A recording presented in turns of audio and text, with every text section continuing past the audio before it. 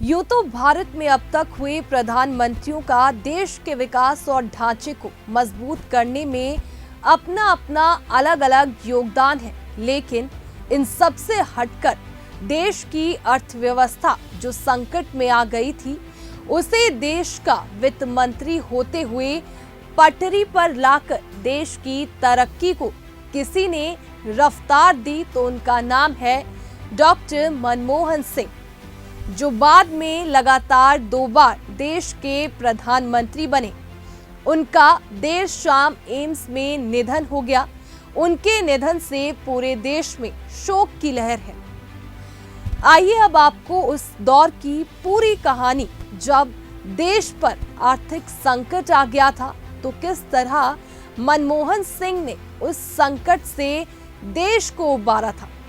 जब देश आर्थिक संकट से जूझ रहा था तो उन्हें पीवी नरसिम्हा राव सरकार में वित्त मंत्री बनाया गया।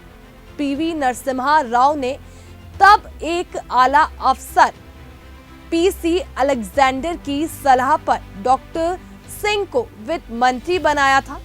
राव ने मनमोहन सिंह से कहा था कि अगर आप सफल हुए तो इसका श्रेय हम दोनों को जाएगा, अगर आप असफल हुए तो सिर्फ आपकी जिम्मेदारी होगी। नरसिम्हा राव 1991 में प्रधानमंत्री बने तो वे कई चीजों के एक्सपर्ट बन चुके थे। स्वास्थ्य और शिक्षा मंत्रालय वो पहले देख चुके थे। वे विदेश मंत्री भी रह चुके थे। उनका एक ही विभाग में हाथ तंग था और वो था वित्त मंत्रालय। प्रधानमंत्री बनने से 2 दिन पहले कैबिनेट सचिव नरेश चंद्रा ने उन्हें 8 पेज का एक नोट दिया था, जिसमें बताया गया था कि भारत की आर्थिक स्थिति बहुत खराब है। नरसिम्हा राव ने उस समय के अपने सबसे बड़े सलाहकार पीसी अलेक्जेंडर से पूछा कि क्या आप वित्त मंत्री के लिए ऐसे व्यक्ति का नाम सुझा सकते हैं जिसकी इंटरनेशनल लेवल पर स्वीकार्यता हो। अलेक्जेंडर ने मनमोहन सिंह को फोन किया।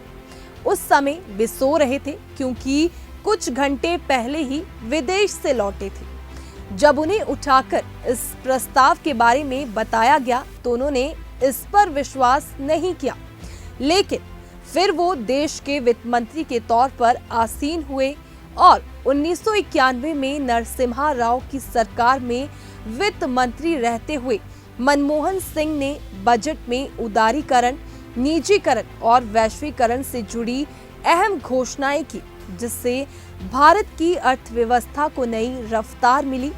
इसके चलते देश में व्यापार नीति, औद्योगिक लाइसेंसिंग, बैंकिंग क्षेत्र में सुधार और प्रत्यक्ष विदेशी निवेश की अनुमति से जुड़े नियम कायदों में बदलाव किए गए। यही वजह है कि आज देश विश्व की न केवल बड़ी आर्थिक ताकतों में शुमार है, बल्कि प्रत्येक क्षेत्र में विश्व स्तर पर अपनी अलग पहचान और प्रतिष्ठा रखता है, जिसका सारा श्रेय पूर्व प्रधानमंत्री डॉक्टर मनमोहन सिंह को ही जाता है।